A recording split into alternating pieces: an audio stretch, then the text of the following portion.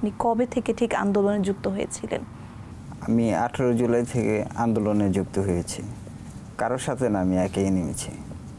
18 জুলাই আমি ছিলাম যাত্রাবাড়িতে। যাত্রাবাড়ি ছিলাম।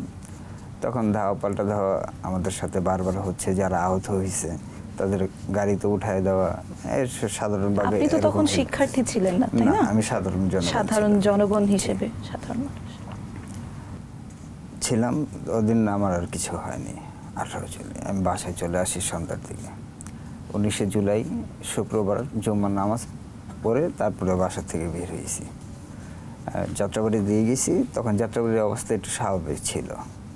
তো রায়েরবাগের দিকে থেকে আহত লোকজন আসতেছে আর বলতেছে যে রায়েরবাগের অবস্থা খুব খারাপ, আপনারা ওদিকে আসেন। তা আমরা কিছু লোক আবার এখান থেকে উঠা রায়েরবাগ কদমতলী থানার দিকে রওনা দিয়ে দেখি আসলে ওই জায়গার অবস্থা খুবই খারাপ। ধাওয়া পাল্টা ধাওয়া, মানে ওনারা ডাইরেক্ট যে চাইনিজ রাইফেল ওগুলো দিয়ে গুলি করতেছে। আর ওইটা তো 1 বাই 1 গুলি, ওটা তো মেইন রোডের ভিতরে না। আচ্ছা। তো এখানে যুক্ত হই। পরে আপনার ধাওয়া পাল্টা ধাওয়া সন্ধ্যা পর্যন্ত হয়। অনেকবার টিয়ার গ্যাস, তারপরে যে বাড়ি, মানে অনেক আহত হয়েছি। ওই টাইমে গুলিও খাইনি। আহতটা ঠিক কখন হলেন? পুলিশ আপনাকে ঠিক কখন আক্রমণ করলো? পুলিশ আক্রমণ করছে আমার এই 4টা 4:30টার দিকে।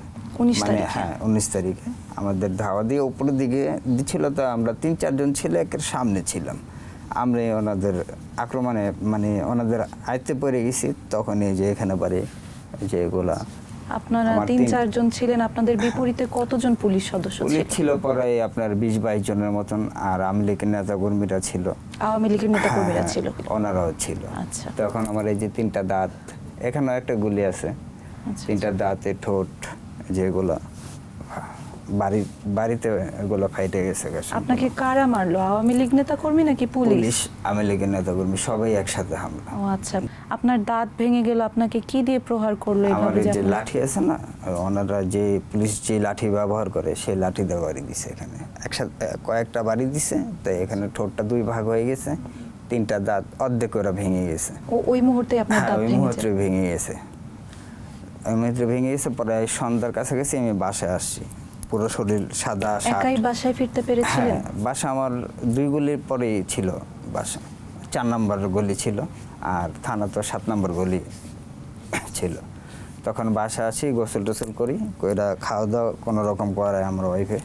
করানোর পরে আবার সন্ধ্যার পরে আমি রাগে, মানে যে মায়ের খেয়েছি, আমার দাঁত ভাঙছে, রাগে জিভটা আবার বের হয়েছি। যে আপনাকে কেন এভাবে নির্মমভাবে মারা হলো? আপনি তো যৌক্তিক দাবিতে ছিলেন রাস্তায়। কাউকে আঘাত করিনি, সাধারণভাবে ছিলাম।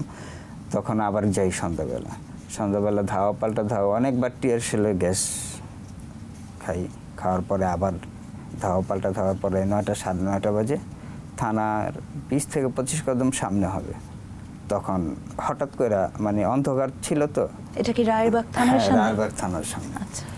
অন্ধকার ছিল, হঠাৎ করে আইসা একটা গুলি, মানে লাগছে, আমি বুঝতে পারিনি এটা রাবার বুলেট না আপনার ছিটা গুলি। আমি জোরে চিখার দিয়েছি, দুইটা, মানে এইভাবে ধরছি যে আপনি গুলিবিদ্ধ যখন হয়েছে ঠিক সেই মুহূর্তে যেভাবে ধরে বলছি, আমাদের কে কোথায় আছেন, আমার ধরেন আমি গুলি খেয়েছি। তখন যেভাবে পারছে নিজের জান নিয়ে চেষ্টা করছে, বাচ্চার কেউই ধরেনি। কেউ সহযোগিতা করেনি সেই মুহূর্তে? কেউই সহযোগিতা করেনি। তখন আমরা ট্রাক সামনে দিয়ে তো আগেই ছিলাম। তখন ট্রাকের নিচ দিয়ে আমি এভাবে করে, মানে হামাগুড়ি দিয়ে ট্রাকের নিচ দিয়ে যে উঠেই পরে এসে বাকি লোকরা আমার ধরা এই সলমান হসপিটাল ছিল আপনার ইয়াতে কাজলা, ওইখানে নিয়ে যায়। ওইখানে নিয়ে যাওয়ার পরে অন্যরা চোখে দেখে বলে আমাদের চোখের কোনো ডাক্তার নেই। আচ্ছা আচ্ছা আচ্ছা, ডাক্তার নেই, আপনারা অন্য কোনো হসপিটালে নিয়ে যান। তারপরে আমার তখন তো রক্তক্ষরণ হচ্ছিল অবশ্যই আপনার শরীর। তখন আমার সাথে কেউই ছিল না আমার ফ্যামিলি। তখন কি শুধু আপনার চোখে গুলি লাগলো নাকি আপনার শরীরে যে আরো? শরীরে তো আমার বিকেল বেলা এগুলো হয়েছে, সন্ধ্যার আগে বিকেলে হয়েছে। আর গুলিটা লাগছিল রাত 9টা 9:30টার দিকে। শুধু চোখে তখন আপনি গুলিবিদ্ধ হলেন এবং মারাত্মকভাবে? এখানে গুলি, চোখের ভিতরে গুলি, এখানে গুলি, এখানে গুলি। আপনার এখানে গুলি রয়েছে? এখানে গুলি এখনো আছে। মোট কতগুলো গুলি তখন আপনার রাতে আপনি গুলিবিদ্ধ হলেন? পরে আমি এমআরআই করে দেখতে পাচ্ছি এখানে 3টা গুলি আছে, চোখের ভিতরে একটা, এখানে একটা আর এখানে একটা। আর বাকি যেগুলো আছিল ওগুলা মানে মাথাটা যে এমআরআই করছে সেটাই ধরা পড়ছে, আর শরীরে যেগুলো ওগুলা আলাও করিনি তেমন একটা।